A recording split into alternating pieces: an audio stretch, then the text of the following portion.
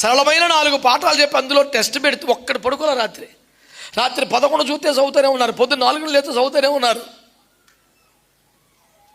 ఒక పరీక్షలో ఫెయిల్ అవ్వకూడదంటూ అంతగా సిద్ధపడతారు కదా. నేను అనేది ఏంటంటే, అదే పేపర్ రాత్రి లీక్ చేసి ఉంటే ఎంత టెన్షన్ ఉంటుందా? పేపర్ లీక్ చేసాక ఎగ్జామినేషన్ సులువు అవ్వాలా వద్దా?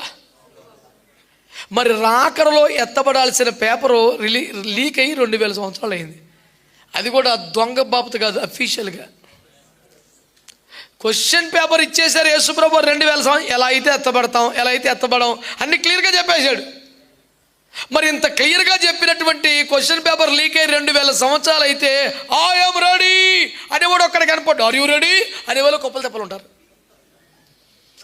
ప్రతి చోట Jesus is coming soon, are you ready అనేవాళ్ళు ఎన్ని వేల మంది ఉన్నారు.